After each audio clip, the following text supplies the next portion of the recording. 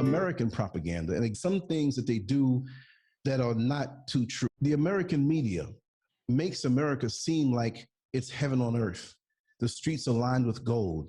There's all this money, all these movie stars. Everybody has a new car I was born American, so I am that. So I do have a right to speak about it. But in America, there's so much stress because America is a place that everywhere you turn is money, money, money. In states like California, it's so bad, but they don't broadcast that. We have an overwhelming drug problem for years. In America especially, it could be a very cold place. We all are same, but our dreams and desire are different. Ladies and gentlemen, namaskar and welcome. It's me, Mahalaxmi. You are watching the Mahalaxmis Show. Today we have blogger, YouTube host, program presenter, photographer, writer, actually multi-talented, Mr. LanceScurve. Mr. LanceScurve, welcome to the Mahalaxmis Show. Thank you so much for having me. I'm glad to be here. Excuse me for sweating. The AC is off and everything's off to keep the noise down from this end. But it's an honor and a pleasure. And all of your shows are uplifting and positive and very informative. And I'm glad enough to be honored to be here. And I thank you for that. Other than that, we're going to talk and have a long, good conversation. And I thank you again for being here. Good to see you again. So, yes, indeed. How's your life going on there? Well, to update for those who didn't know, I was living in Orlando, Florida for about 20 years. Before that, I lived in New York City, born and raised for 38 years. So I stayed in the country, but I went from the north to the south. And after a time, we decided that, well, not that there's anything wrong with living there, but I want to live a little freer. I've been many years, many decades of working hard in the country, working multiple jobs, but it didn't seem as though I was getting anywhere with my personal endeavors and the things that I wanted to do creatively. So I said, there's got to be a way to beat this system. And I got to the point where I got to, like right now, I just turned 58. And a couple of years ago, I started to think even harder that I need to maybe relocate to be around more nature, a little more heat, more tropical, but where my money can stretch, you see. And after contemplating the Caribbean, I said to myself, well, let's try Africa. Let's try Ghana, because this is where our bloodline is from. And so when I came here in 2019, it blew my mind. The weather, the soil, just how laid back everything is. And you can kind of find your own level, meaning that in New York City, or even certain parts of Florida, Orlando, where I was, started to get busy. The things that I enjoyed 20 years before when I moved there seemed to be dissipating. It was turning into another place. So I said, you know what? This looks like a good move. And I researched many places online, not just going there, but online, and there's certain things that didn't fit me. But over here, you have the city, you have the busy city. The things I do online, I could still do. So that was a plus. I didn't have to change my whole world that way. And on top of that, it was just phenomenal that the properties up in the mountains were very, very, very affordable. And you can get your land and build, which we have done. And we're still in the process of doing it. But I am very, very pleased. And there's no way that on what I've made over the years, which I'm not a millionaire, but I'm not a person who's broke either, that I can maximize the finances and now kind of lay back and have the time to focus on what it is that I love to do, which will be very productive for me. So I'm in a very happy place. And before, I was getting kind of concerned.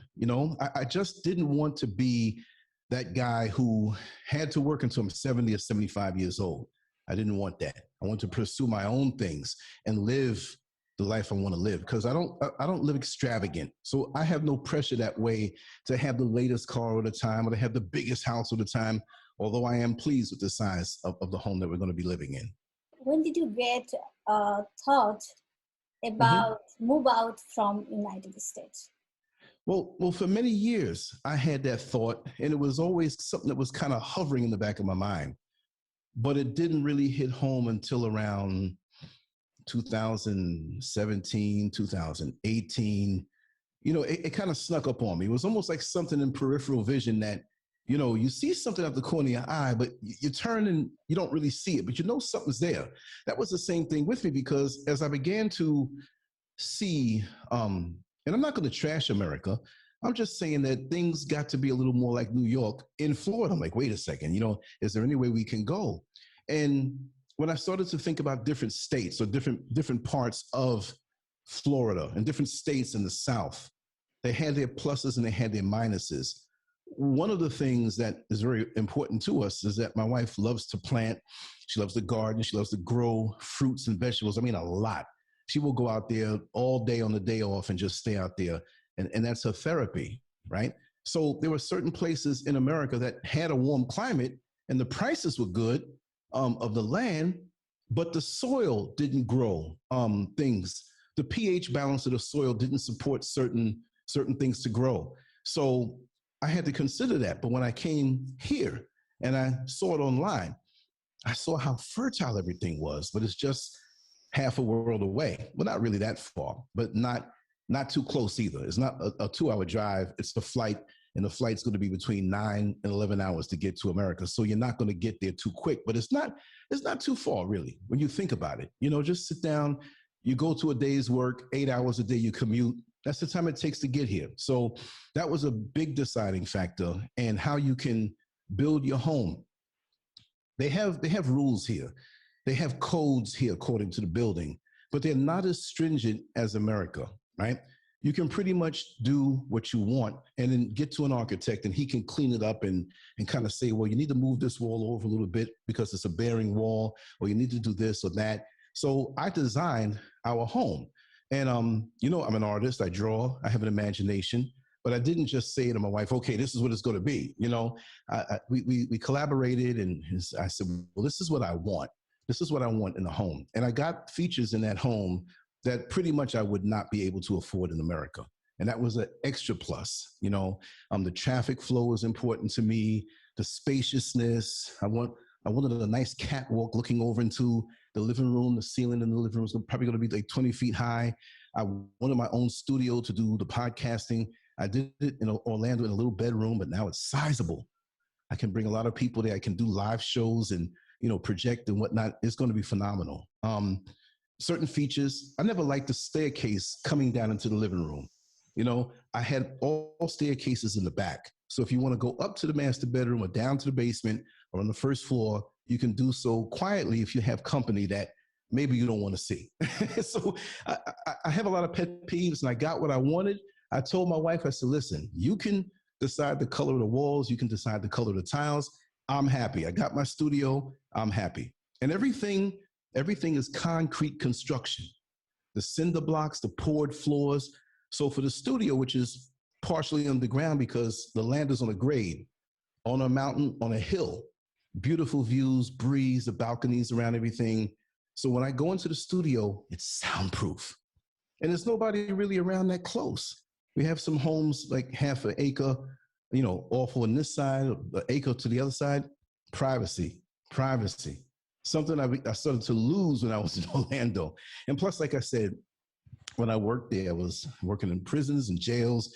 And before I left, I was driving a bus. So you're in the public all the time. The public, I'm a people person, but you have difficult situations all the time.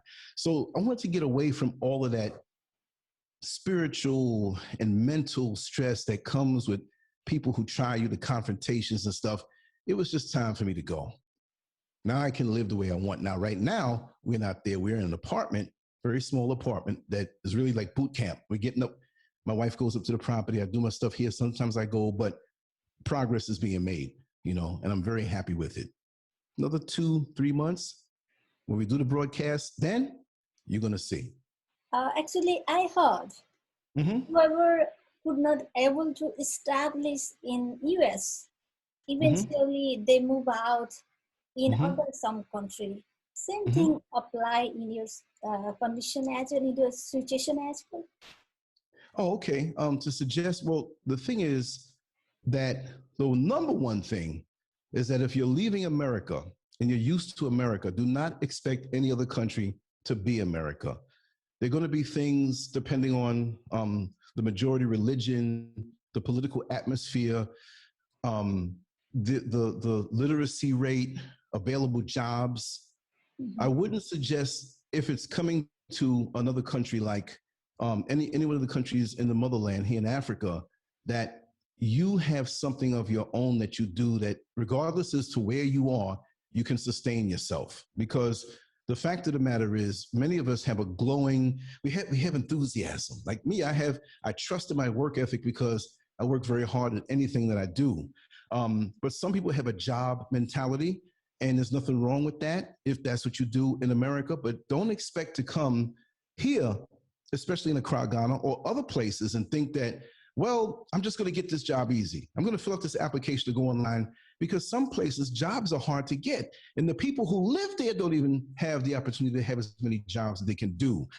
Then it may be where you have to work in some area that you're not used to working in to keep things going. So I would not suggest for a person, unless they have a guaranteed situation.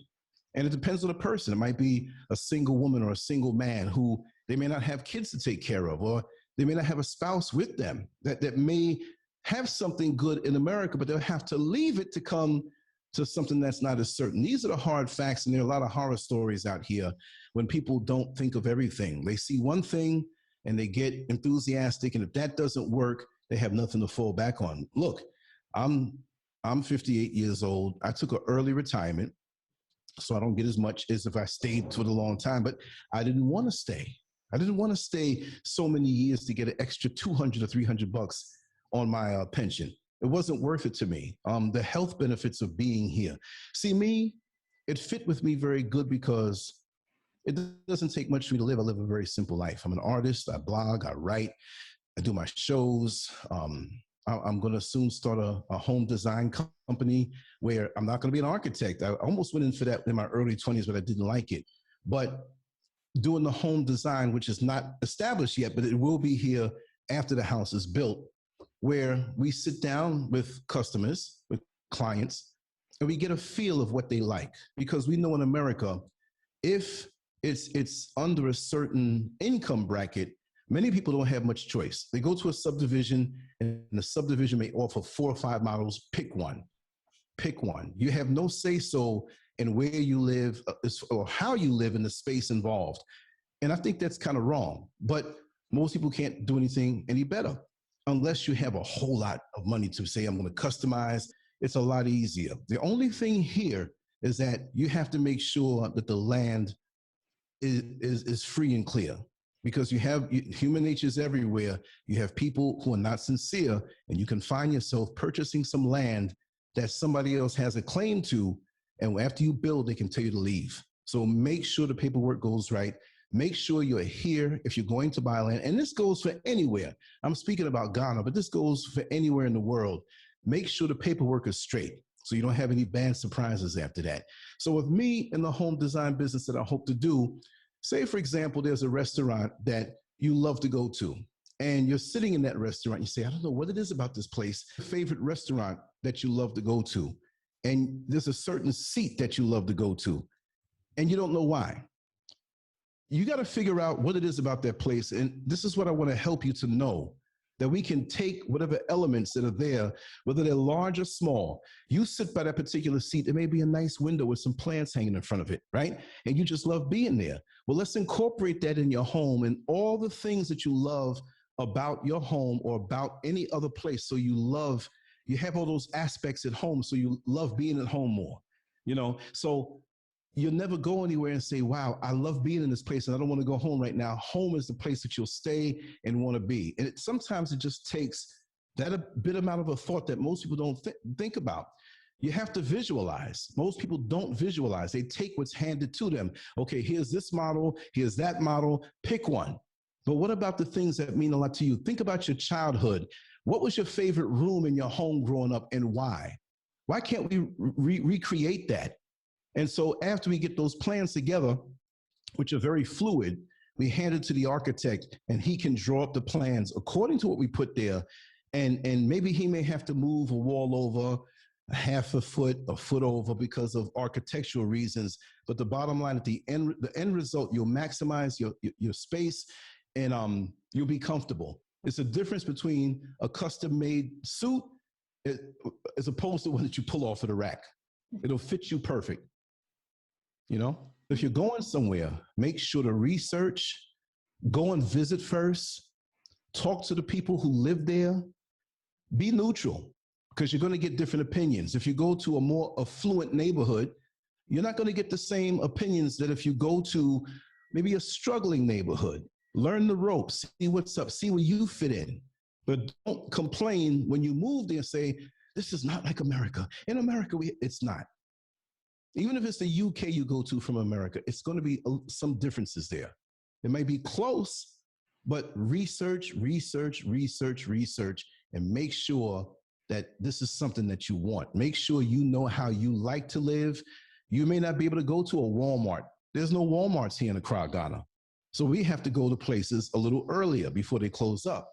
There are places that are open all night. They have all the modern amenities here and all the things in the mountains in the country. So I can go between the city and the country here is more extreme, more quiet, more peaceful, you know? So there's certain things that we had to give up, but what we got in return, it fits us better. So what is different between US lifestyle and Guyana lifestyle? The major difference, I'm answering in an overall way, right? The major difference is that the crime is less. There is crime, but it's much, much less. The people are not uptight in a stressed out way. They're friendlier. I have to say it. I'm not saying that Americans, and I was born American, so I am that, so I do have a right to speak about it. But in America, there's so much stress. There's so much tension that we don't realize that we have when we're there. And then when you come here, it's so laid back. Now, listen, there's poverty here. There are not enough jobs to go around for the common man. But at least there's an opportunity that when you live in the country and you grow your fruits and vegetables, that's no pressure. You might build your own home, right? And it may not have to be the biggest home. There are a lot of people who live here who don't have a lot of actual money, but they're living good, right? They're living off the land. They build their homes. There's not as many mortgages here. They have mortgages and mortgage companies, but if you get a piece of land, you can take your time and build a small structure, add on, and the materials are very inexpensive. So it's a more permanent feel here. The people here are not stressed in the superficial way that many of us in America are, where we buy a new car and 2 years later we feel like it's a piece of junk, so we want to buy the next car because our neighbor has it. You have a class of people here that do that, but it's so free and common. I love it. I mix with the people who are here. I get along fine. You know, everything in here is mostly cash. A lot of things are cash. You're not gonna, you have ATMs, you have banks, but when you're on the street and you see a bunch of mangoes that they're selling, it's cash. You're not gonna whip out a card, you know, but you have some great banks over here also. So it's like the old world mixing with the new. And it's nice to go between both, but there's no pressure here overall. And I love that. And like I said, those are the differences that you see. But the one thing I like, the low crime. People are very helpful here. You know, also, one thing you have to, which is maybe a drawback, when you come from America, the UK, or whatever, many people tend to think that you have a lot of money. Yeah. How you are managing them? Maybe people think you have more money, you just move out from the US. Right. Well, see, the thing is that the money stretches, okay, a little more in certain circumstances. Wherever you go to a land, and this is common sense, if you go to a land, you go to a country, and you see what they have in abundance, it's going to be cheaper because they have an abundance. What they don't have in abundance is going to cost more. So with the Ghana CD, which is like the American dollar, there's a 5.7 right now exchange rate. Maybe 2 months from now it'll be a little different because it fluctuates. And it's definitely going to fluctuate the way the world is going in right now. So it feels like you have a lot of money. When you take $100, right, and you turn it over at the place there, Forex, you have 570 CDs. Whoa. So The one thing is that the price of a vehicle, the price of a car is not going to change. You're not going to come over here and get a Toyota Camry for 1/6 the price. Those things stay the same, although it looks like more because every dollar is 5.7 CDs. So if you get a $25,000 vehicle, they're going to say, oh, this is 150,000 CDs. You're like, wow, that price looks big, you know? So it's basically the same, right? With that being said, say, for example, in the United States, you want mangoes. Now, we know you have to go to Florida, places like that to get some mangoes growing on a tree, but usually they import mangoes in from out of the country. And because they have to import it, the price to ship it, the price for the big supermarket, they got to pay their rent. And lots of times, by the time you get it, it's like, it tastes all right, but it's the best we can do. Out here, you go out in the country and see mango trees, loaded mango trees, watermelons with seeds in it. It's so plentiful. So since there's so much of it, do you think it costs much? No, because they have so much of it. So if you go on the side of the road and you're driving from one city to the next here, you know, you have other cities other than Accra. It's just a major city in the capital. The bottom line is when you stop on the side of the road, they can't charge you too much for the mangoes because you can step past them and knock one off the tree. But you're basically paying them, I'm just using this as an example, you're basically paying them for them picking it and stacking it up. So when they told me how much they had these mangoes when I first came stacked up in this little bowl, it was like 15 of them. 15 of them here, 15, a whole lot. I said, wow, that's a lot of mangoes. Now, understand, I do know I'm not paying with dollars, I'm paying with CDs. So when they told me how much it was for that 15 a piece bowl of mangoes, it was the equivalent of, guess what? $3. $3 for 15 big juicy mangoes that are fresh. Wow. In America, sometimes I have to pay $3 for one mango that doesn't even taste good. Isn't that something? So later on, I had just mango juice all down the bottom of my face. You know what I mean? And that was one thing that I loved about it. And the food here is not GMO. It's non-GMO food. It's hard to get a watermelon in America, depending on, because in Atlanta, they still grow them or whatever. But you go to the supermarkets, you go to a Target or Walmart or any big supermarket, chances are it's seedless. Me personally, I feel that there's something wrong when there's no seeds in the fruit. First of all, I don't like that anyway, because how are you going to grow the fruit that you have? You know, naturally here, when you eat the fruit, you spit out the seeds, they fall to the ground. The ground is so fertile, it grows up again. I drove for 2.5 miles out near the Volta region. 2.5 miles, 2.5 hours. And on both sides of the road, there were mangoes for miles over the horizon. I couldn't believe it. And every now and then we'll stop and take this long stick, hit it, get a few mangoes, eat, and keep going. That's the way that life is supposed to be. And like I always say, we have two systems that we have to juggle. We have the natural system that the one who created us, whatever a person's religion or spirituality, it still matches in because of our cultures and how we grew up. It may sound different, but it's the same because it's one world, one planet, right? But that one who created this system, who created us, whatever name you call it, left everything for us here free. I mean, you've got to think about it. You wake up, you look at the birds. Like I say, I never heard a bird complain about not having enough food in its refrigerator. I never saw an alligator who had a nervous breakdown because he didn't have enough money for the mortgage. They live free. They want food, the food is there, whatever they want. And they live a peaceful life. But us now, we have to pay for everything natural. And we feel that it's natural. And so that's we have disease and stress and nervous breakdowns and tensions, and we don't get a chance to enjoy life like we should. If we left the system, the man-made system, yes, it will be a whole lot more work, but it will force more unity on us as human beings and as a people. Because if I took you now and said, listen, take all of your family, take all of your friends, everybody you could think of in a circle. I'm going to take you all and bring you way out into a country where it's tropical, it's warm, but I'm going to drop you right there and leave you there. I wouldn't be so cruel, right? I'm just trying to prove a point. Where's the value now? The dollar that you have, the English pound, what can that do for you? It can do nothing for you in that situation.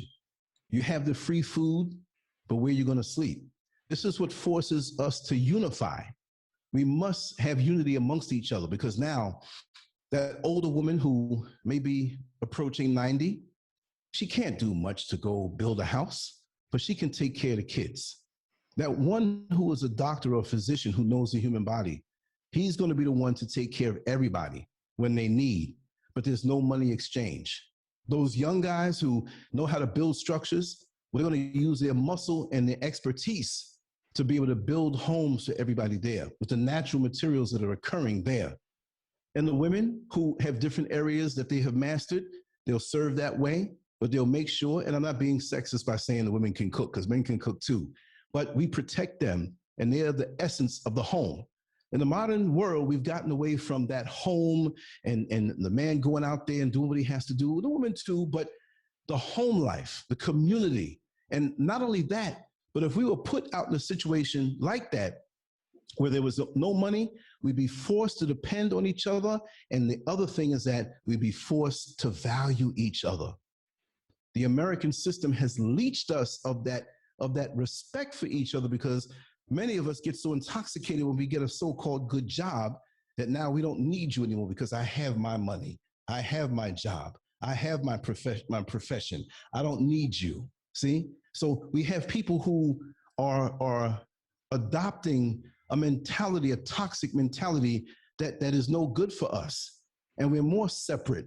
We have more mental issues because we don't have time to be around our family. If you're building a house and the great grandmother is over there taking care of the kids and somebody's whipping up a meal over there and everybody's hands are in making life better for all of us. We have all day to spend with each other, to laugh, to talk, to joke, to build, and we'll be more happier. You see what I mean?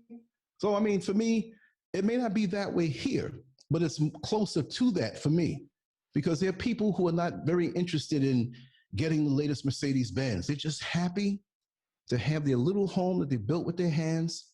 And some build extravagant places. You can do whatever you want to do, but understand that there's another system that takes away and leeches us of the happiness that we're supposed to have in life.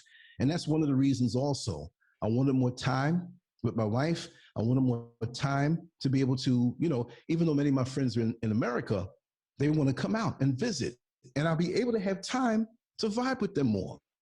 And I will come back and visit, of course, but I have more time to visit, because one of the things also with not living in a place that is conducive to more natural living, which you have to fight hard to maintain that.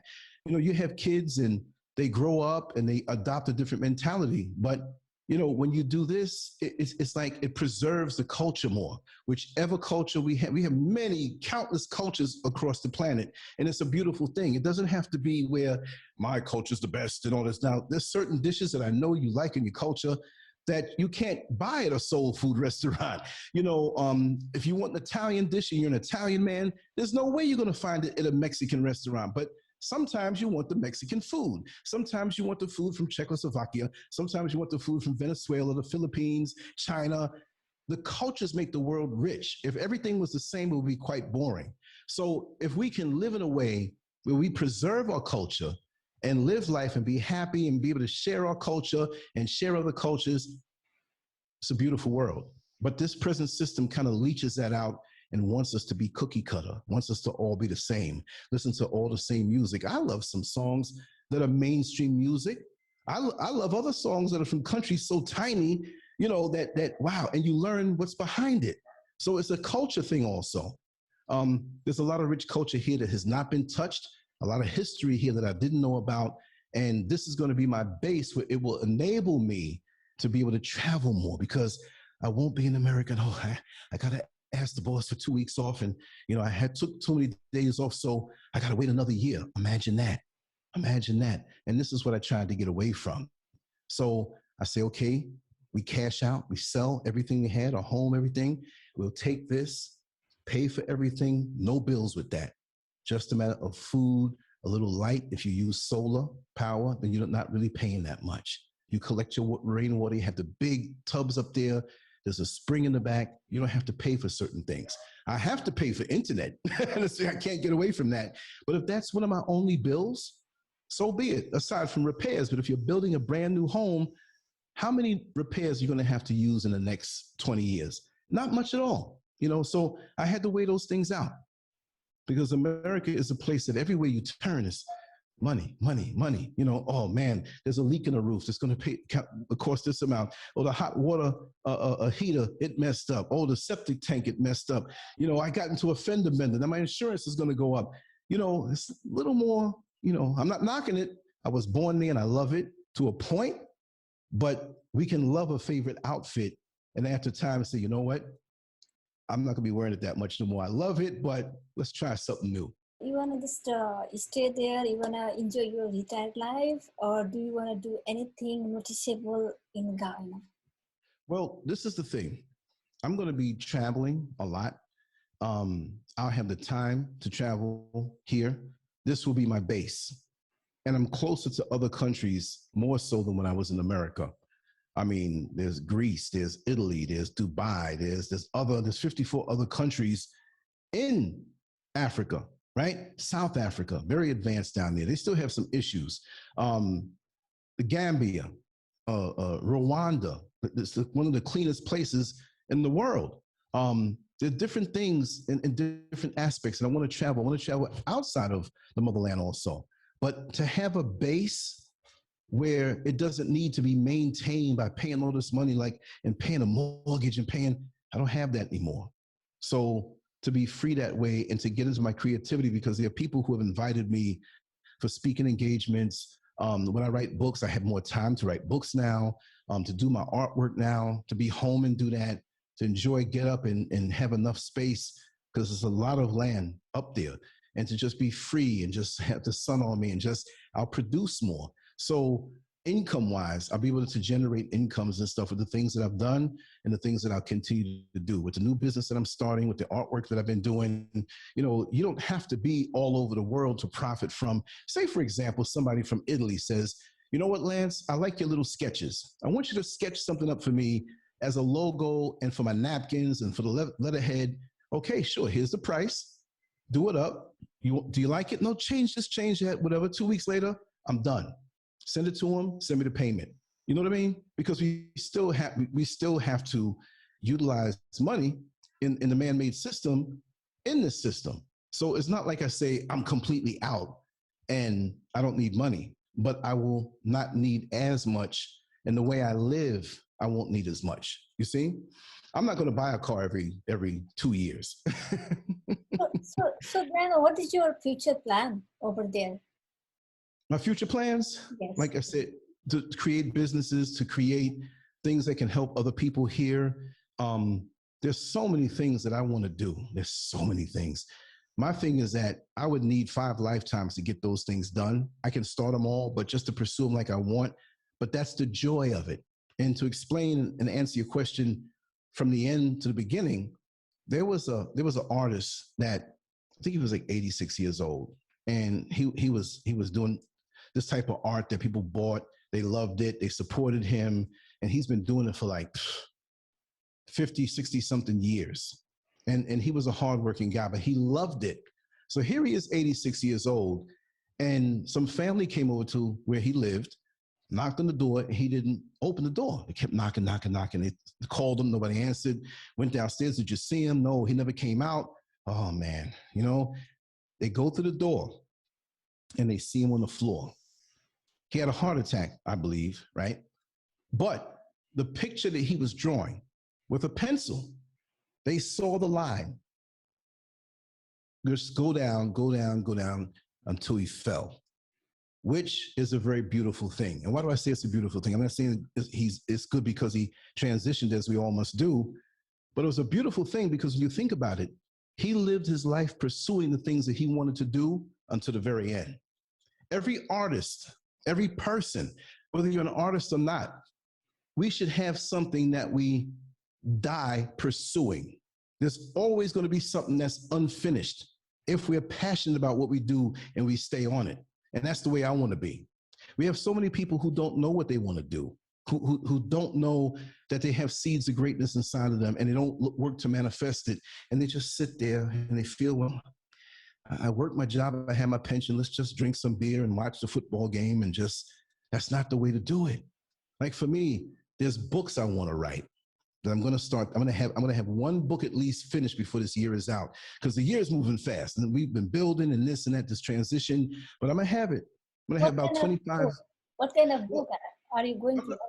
I'm going to, since I have the YouTube platform, the Facebook platform, the Twitter platform, and many people already know me there, it's going to be a book of my experiences, just random funny stories. I'm going to start out that way.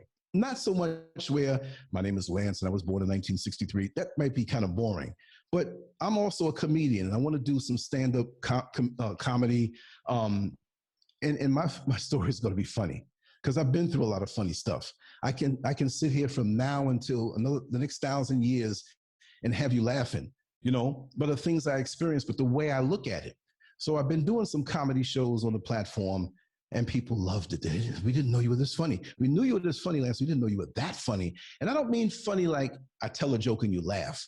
I'm really telling real stories that everybody can relate to. And that's a gift that I discovered that I have. Plus, I like to talk anyway, right? So in the writing, which is another medium outside of being online, because many of us have forgotten the power of a book. The internet can shut down. The lights can go out. Anything can happen, but you have that book on the coffee table, in your living room, by the kitchen table, or a book that somebody left in public transportation. You pick it up and say, man, I want to read this book. That's something that you have a relationship with that's organic, that you don't have to have your internet service or upload things. You can lay in a bed, read it under a tree. It's more special. You give that as a gift. I can't give you a website as a gift, but I can give you a book as a gift.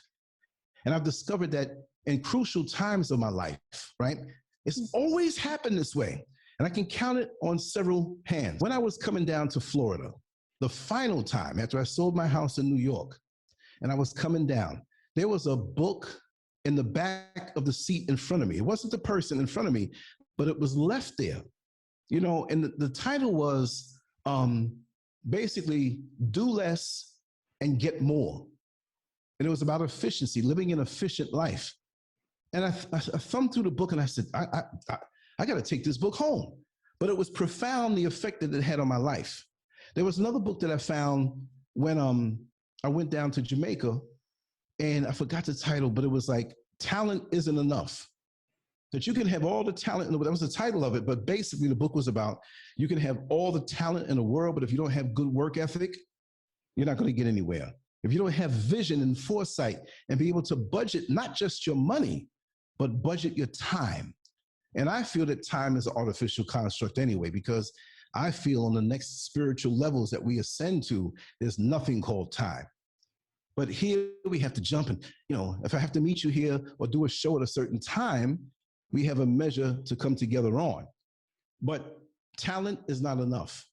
So when I say budget time, it means, okay, when you wake up in the morning, not that you're going to have your day rigidly planned out. Well, at 7:30, I'm going to do this, and 8 o'clock, I'm going to do this, because you know, they say, and I forgot what culture said it, but basically it said, if you want to make God laugh, if a person doesn't call it God, the creator, the one who made us all, if you want to make God laugh, tell him your plans.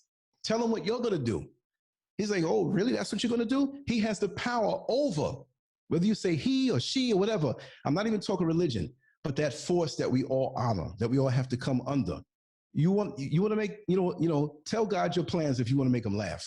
So we have to leave a little bit leeway for the unexpected, because there's always going to be things that are unexpected. And sometimes they're going to be things that are unexpected, and we think it's bad because we missed an appointment or we missed doing something that we're supposed to do, but it was to save us or put us somewhere else where we'll be blessed more. So we have to have wisdom. I was up the road here. They have a huge anthill, and I do shows every week or so called the Anthill Chronicles. And all I do is stand in front of the anthill with the sun at a certain level, sweating like I am, right? And I just talk about life. Whatever comes to me that morning, I say, okay, I'm gonna talk about that. I don't think too hard about it. I just start flowing, and it always ends up okay. Now, with the camera that I use up there, the battery life is 45 minutes. I usually like to talk about an hour, 15 minutes. So I bring a battery a pack, a brick, and put it into the camera so I can talk as long as I want. Well, this day I brought it, put the wire in, but it was the wrong wire. And when I got to the 45-minute mark, it cut off. I had more things to say. I was like, oh man, what does this mean? So they had one of the guys here that from the main road, they have their motorcycles and they bring people down into like a little trolley or whatever, but it's just motorcycles when you live up in the mountain more and you don't want to walk too far. So you pay them a little bit of money and they take you down. He was coming back and he said, Lance, he says, you're finished? Because I know him now, right? And I did a video with him. I said, yeah. He says, come on, I'll take you. And it was only a block away, so he wasn't going to charge me. But I told him, I said, you know, one day I want to go up on that mountain. There's a lot of mountains around here. And I want to do a video from up there and show the background and how beautiful the scenery, right? So he says, what do you want to go now? I know how to get there. And I knew pretty much how, but the roads were twisted and turning. You could see these big mountains over there. So I said, listen, give me 3 minutes, drop me by the house. Let me get the proper wire that I need and another camera. He said, okay. So he waited. I came out. He took me up there. Breathtaking views. Now, when I got up there, there was a gentleman and there was nobody up there. So I'm talking away. I looked at somebody standing and he came over and he says, oh, are you doing the YouTube video? I said, yeah, I'm doing it. So come to find out, he knew me from years before. I didn't know this guy. He says, I've been following you for years. So we switched numbers. I said, we'll do something together. So after I left and walked, because the motorcycle friend of mine, he had to go back to make his money. I walked back down into town, which wasn't far. It was like a 15-minute walk. I went to a restaurant to speak to the guy who cooks there and get like a little rice and vegetables, whatever. And there was another guy there who, he saw my tripod in my bag. He says, do you do video production or anything? I said, well, I do YouTube videos and different things of the sort and talk shows and stuff. He says, well, listen, I do stuff on Facebook. He does skits. He does comedy skits. I was like, wow, I knew him.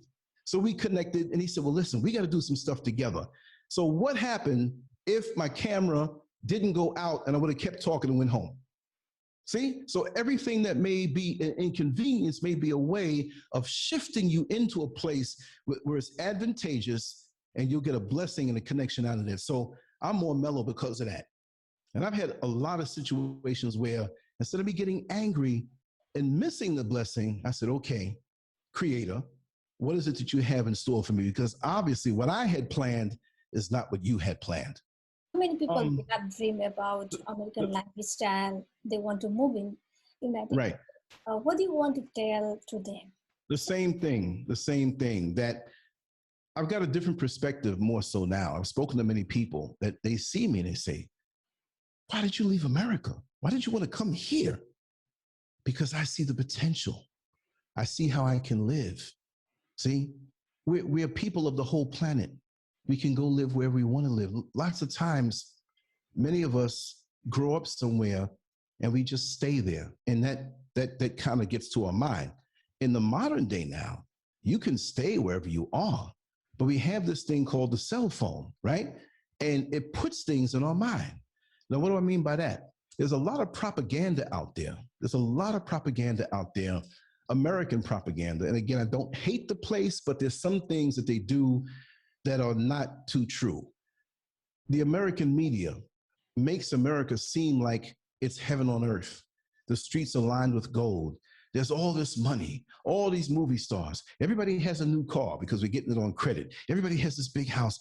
I'm not saying to show the bad things, but let them know that when you get there and you don't have an inroad into something that's going to give you an advantageous position, it might be tough. And not to discourage them, but when you leave somewhere, if you think about it, it's hard going back. So I tell them, they say, well, what is it like? I say, well, listen, what do you do? What are your interests? They say, well, I don't have any specialized skills, but I'll just take a regular job and just work it hard and save my money. I said, well, listen, when we say regular job, we mean something that's not paying a lot, but it's enough to get by. In America, if that is your goal, you might end up working 2 jobs, paying for a place that is expensive according to what you make, and you'll get trapped.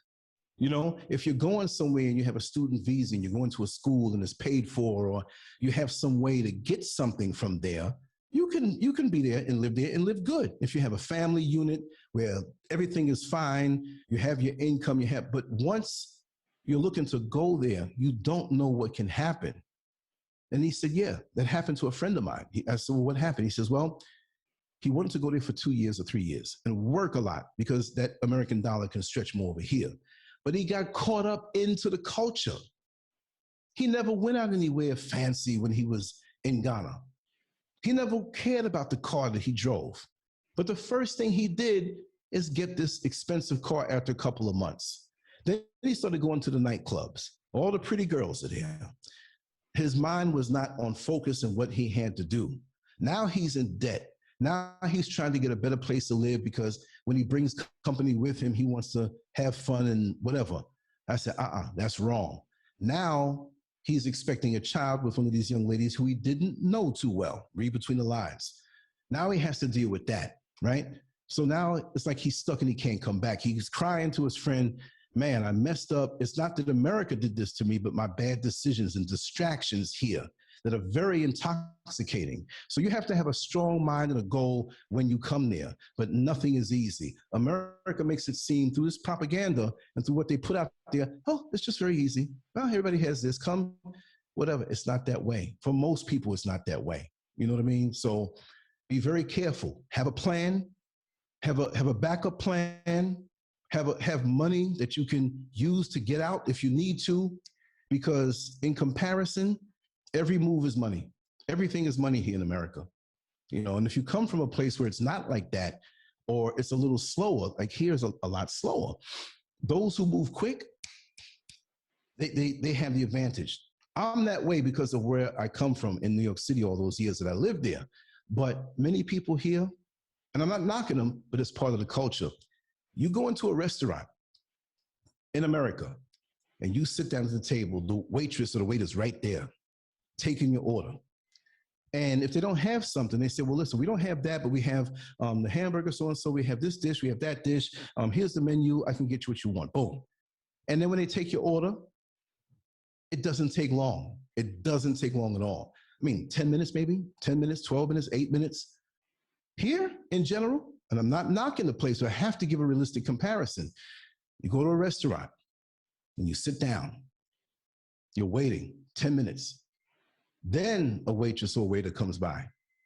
Hello, how can I help you? I'd like to get the so-and-so and so-and-so and so over here. We don't have it. And they stare at you. And I'm like, okay, you don't have that, so do you have so-and-so? No, we don't have it. And I'm like, so what do you have?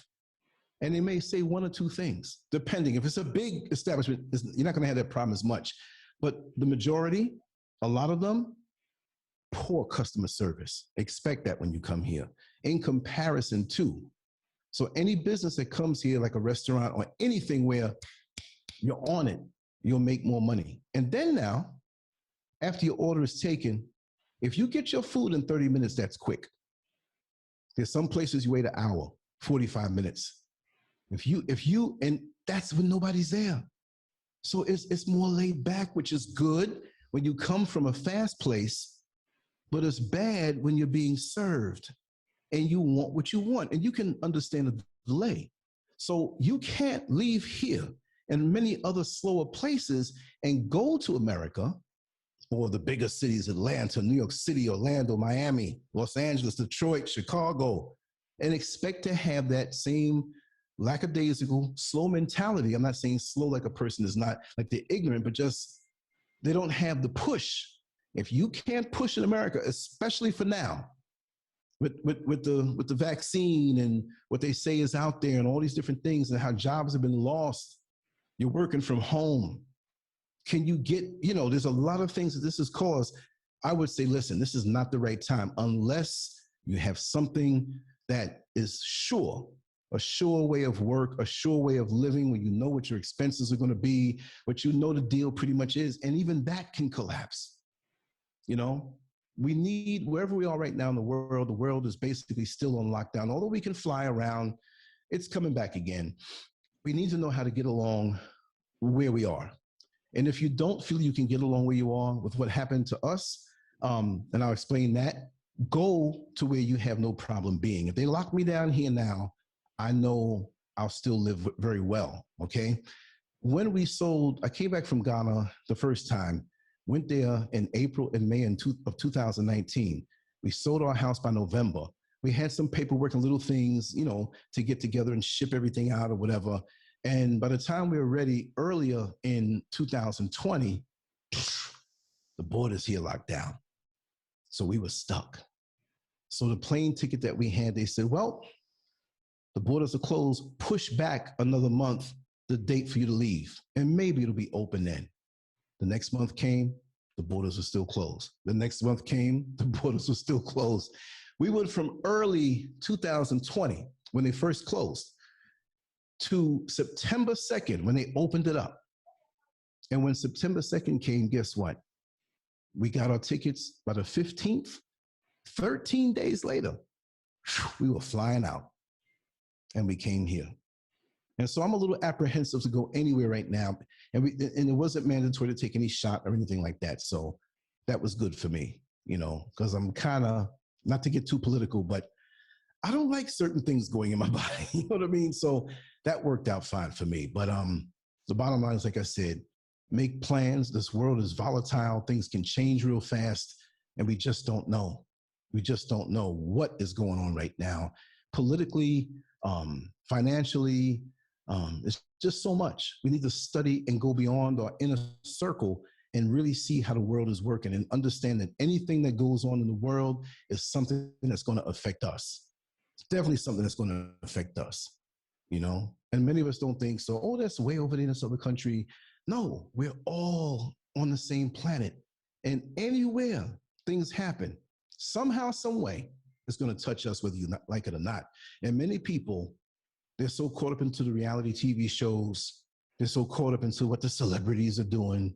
The celebrities are put in place as a distraction. And we're not minding our business as we should. I'm not saying we should mind. When I say minding our business, focusing on the things that can get us ahead. We have this thing called internet, right?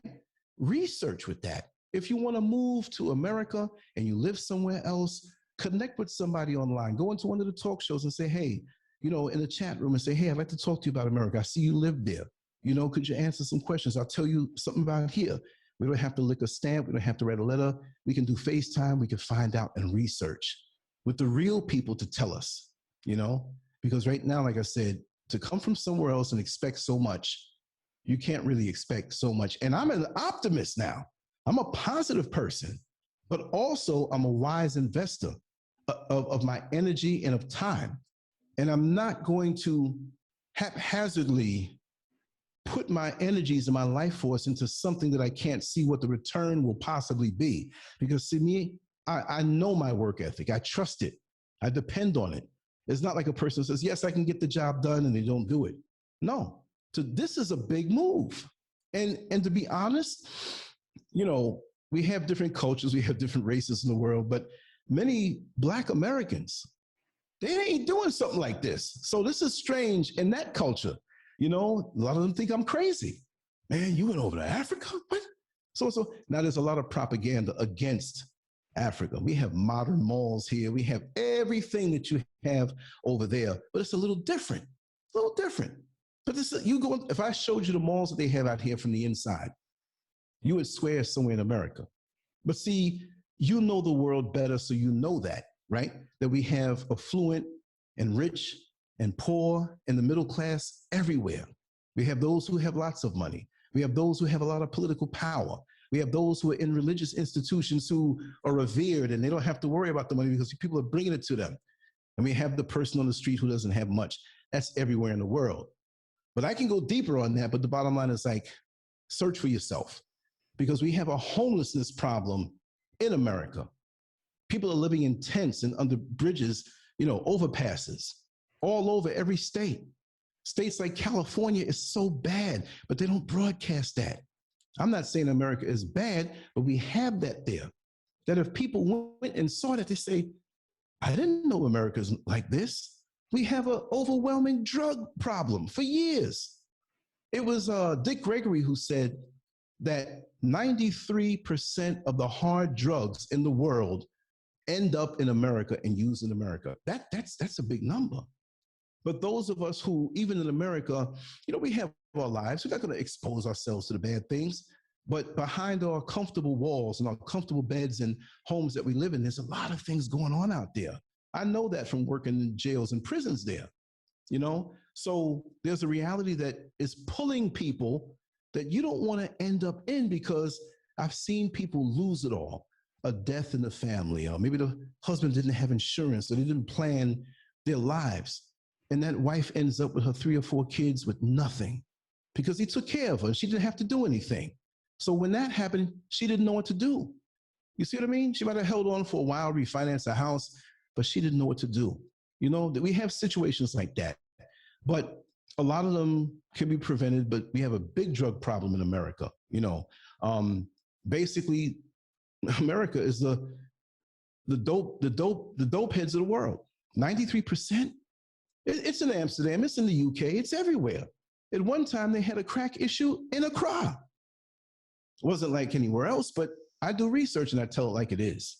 You know what I mean? So you can be touched by anything anywhere, but in America especially, it could be a very cold place if you don't have your family together, if you don't have a good circle of friends together, a good set of contacts, your world.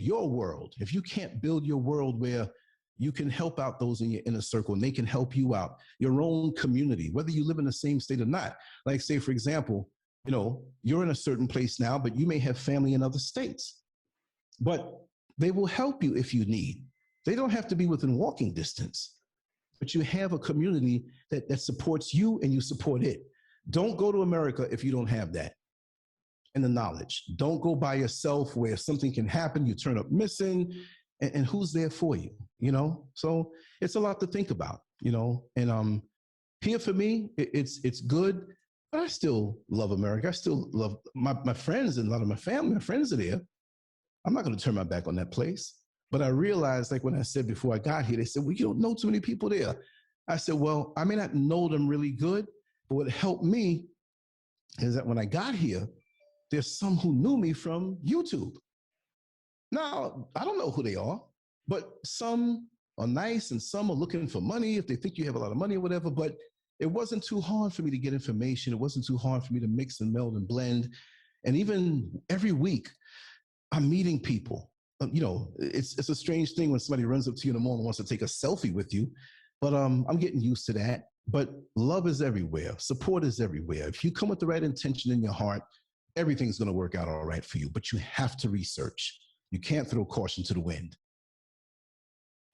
So do you have any plan to back to US in the future? Not right now. Things are so fertile here for me in Ghana and surrounding countries. There's so much to do on a positive level. There's so many people who have reached out to me. I will come back, and I'm saying it now. The analogy is this, right? When you're full and you just went to the restaurant, never go food shopping after that. You know why? Because you're not going to put too much in the cart because your stomach is full. The other way is never go food shopping when you're extremely hungry. You're going to put everything in there. You're going to get ketchup, and you're going to get 3 brands of ketchup, this kind of mustard, this kind of mayonnaise, this kind of fit, whatever you eat, So those things influence our decisions. So me, since I just got here in September, it's easy for me to say, I'm not going to go there for another 5 or 6 years. But there may be something there for me to do that may be lucrative to me, or something that I can help somebody with, and things work out, and I'll be there. And I'm saying that now, a couple of years. And then you might see me like, wait a second, Lance, you're in Florida, you're in New York, I'm there. So still, I leave it open, right? But there's so many good people that I've been meeting here and connections, and I'm so excited. I mean, I'm 58, but I feel like I'm 40 years younger like an 18-year-old who just got out of high school and my life is ahead of me. That's exactly how I feel. And I'm so glad that I made this move. And again, for someone else, it may not be a good move. They may want to stay in America or move to a different state or stay where they are. But look at the potential. Look at what you have around you so that the things that you have as a dream and a vision, you can manifest. We have made so much progress since coming here.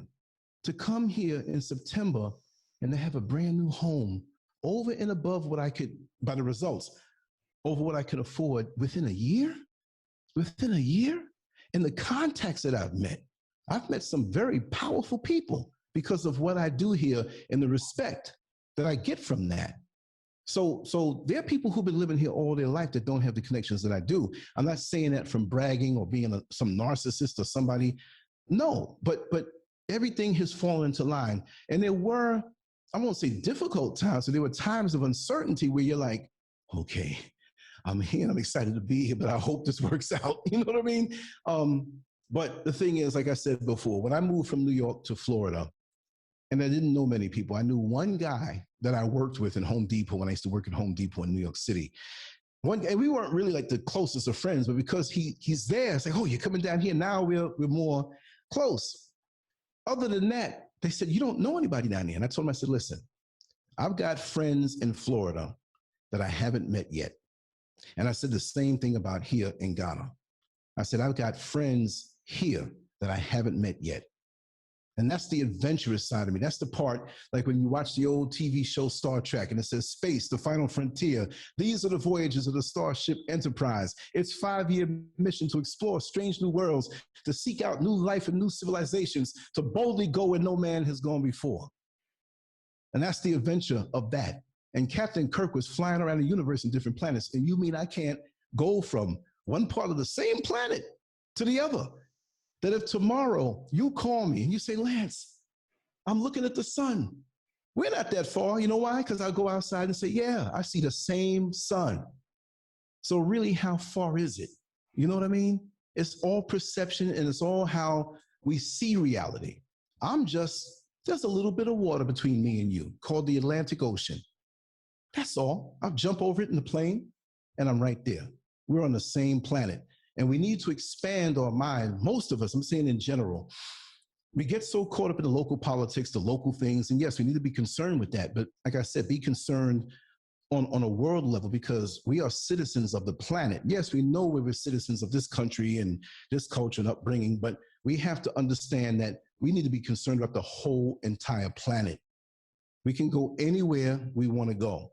And of course, there's restrictions in certain places because of political unrest. In certain places you don't want to go, right? There's certain places in Africa that they're not stable, certain countries. And they've been made that way, but you wouldn't want to go there because of what's going on as far as the uprising and the different things. But Ghana is one of the most friendliest places to come to, one of the most stable places to come to for anybody to come here in the whole continent of Africa.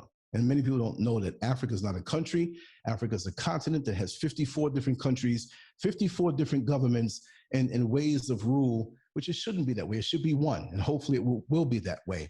But it's a wonderful place when you know and you research. And the scenery and the country and the fresh air and fertile land that is so red and fertile, you know, I mean, it's so different. I have a joke. I said, listen, I was on the way up to another part of the country, far away, and I cleared my throat and, you know, kind of spit.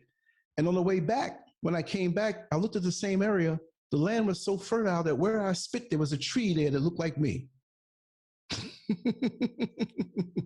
Things grow here. The soil is so rich. And to get close to nature and get away from, and me of all people, I'm saying this, I have computers in front of me, electronics, but to be able to walk away from that and be in tune with nature and walk out barefoot and be in the sun, even if you're sweating like I am now, and eat good food and you feel the pull of nature to make you want to sleep when the sun goes down and you feel the urge to get up right before the sun comes up and you hear the hens and you hear the wildlife and the birds and breathe the air and you realize that we don't need all these pills and medicines and different things. We're around fresh food.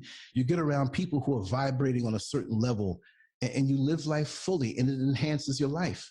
And that's what I hope for it to do, and it's a beautiful thing, because to be in America for 57 and a half years and come here, a different vibration where I don't have to feel like I have this tension on me. Although in America, I was the master of dodging different stresses. I didn't get stressed like other people did, but I didn't want to have to deal with dodging stress.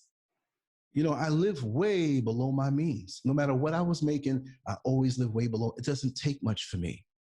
I utilize my time. I'm not ripping and running the streets or caught up in the so-called excitement. I did those things when I was very young.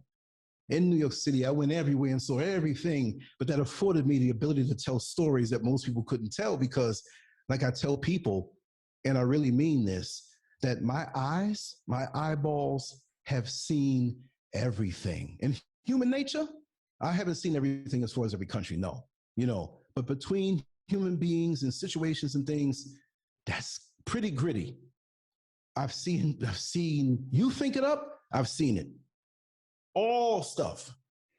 So once you go and you drive your vehicle and it goes around the whole odometer again and you're still here, you don't have to go back to those things to see them. You already absorbed it. I've been blessed in my life to have parents that raised me right and told me a lot of things straight up. They didn't fancy it up.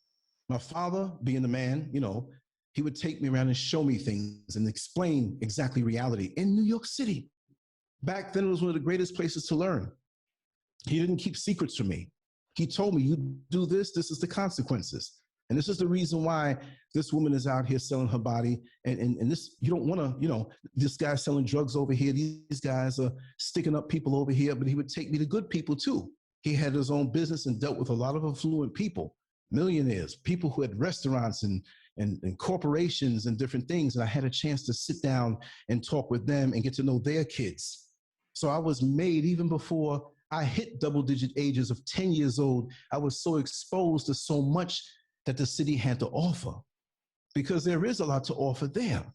But we have a lot of children who they consider themselves inner city and they don't get exposed, but it's a thin barrier to being up in an office with somebody and them taking you under your wing and teaching you things. So I was taught a whole lot, and this is how I can talk the way I do and just be multidimensional and master so many things, because there's no lack of confidence inside of me. I know that anything I put my mind to do, I can do. It's not cockiness. It's not being arrogant, but my father got me this way. You take a fighter like Mike Tyson, who he wasn't the tallest guy. Me and him are the same height, but he was beat in a boxing ring. He had a lot to learn about life because he wasn't responsible very young, and the reasons for that. But I'm just talking about as he was trained as a fighter to be the youngest champion ever in the heavyweight division and overcome obstacles. He was hypnotized. His trainer trained him day in and day out. You can win. You're going to destroy this guy. You're going to win. Don't be worried about having butterflies. We all do, but you have to conquer those things. I was exposed to a lot, and there were no mysteries for me in life. There's nothing that I had to try out. Like, oh, let me go try those drugs. Come on, try it. No, I knew better. My father taught me. So it kept me growing up a certain way where there are things around me and others who are falling for things that they shouldn't have fallen for, but they didn't have the upbringing that I did. So that gave me a head start, big time, and to not make the mistakes that others make. And so now with that kind of momentum, even though I'm 58 and some people say, man, you're old, trust me, the life force that I have inside of me, age doesn't matter. Yes, your body will go back to the earth, of course. But I think a lot of us give up too fast and believe what they hear that, oh, you're over 40, you got to slow down. Well, I'm soon over 60 and I'm going faster. I got a lot to do. And that in itself is what keeps you alive. Movement keeps you alive, having a goal and something to strive for. Because I know when I used to be into bodybuilding when I was a teenager and I won the nationals, the natural contest where they test for drugs, because I wasn't around, I didn't want to be around these guys who shoot the steroids and stuff. So I won that competition, right? And immediately after, 2 or 3 days after, I won it, got all the big trophies and stuff in the magazines. I'm not one to fall into a depression, but I felt down. And people are saying, man, you whipped everybody in the country. You should be happy. And when I realized what it was after a couple of days, and they asked me, they say, how do you feel? I said, I feel better now. They said, well, how do you feel better? What was bothering you? I said, what was bothering me is that I achieved something and didn't have the next goal ready. Because once you achieve something, it's done already. And that's the most vulnerable time in your life, when you achieve something, and if you don't have the next goal. Now, you have to have something over the horizon, but you can't take it too serious, because you got to focus on what's in front of you. But immediately, once you get that, I'm going to take a rest for a few days, but now I see what's next. You see? So I always keep something in front of me. I always keep multiple things in front of me, not where I have to do them all at one time. But like, okay, I got a piece of paper here, boom. And I have a few things written. I have 4 more things to do tonight. And over here in Accra, it's 7:54. And I got 4 more things to do. I'm gonna do another 2 talk shows. And I know one of them is gonna go for 3.5, 4 hours into the night. I'm gonna be up all night because I planned that, right? And I'm gonna interview somebody from the UK who's from Ghana. And after this, I'm gonna take a little break, get something more to eat, and get right back on it again. Because now that's how I don't have time to be depressed. It's the movement that keeps you going. It's just like this. You're in a car and the AC is broken. You park the car and sit in the car for somebody else to come out. The AC is broken. You're drenched. But even with the AC not working, once you get on the highway, guess what? You feel that breeze and everything is okay. So it's movement. And if you can't move, have it in your mind and plan. Like I tell people, and we use money as an analogy. Oh, I don't have any money. I can't go shopping. I don't have any money. I won't have any money till next month. Don't let money stop you. You can window shop. You can go into the store and try on every outfit and use the time that you have to see what it is that you want and you don't want. And when you get your money in a month's time and you go shopping with your friend, you'll end up waiting outside because you went right inside to what you saw and what you know you're going to get, and you're ready to move on. You don't have to go now and try things on and, I don't know, choose between this one and that one. You did that already. So if you don't have money, you can still move closer to your goals. You can still plan. You can still ask somebody who's in the area of expertise. Knowledge is free. You can go to the library. You can go online. You can teach yourself anything online. And if you don't have an internet connection in a computer or a phone, you can go over to a friend's house. You can take your phone and get Wi-Fi outside the restaurant and still study. There's no excuse anymore. If I'm 58 years old, raised several children, right? Retired, and have this much enthusiasm for life, and if you're half my age, there's something wrong if you don't. Now, I know there are real issues out there. Sometimes there's emotional things, psychological things. I understand that. But I've had rough times in this life, but I never gave up.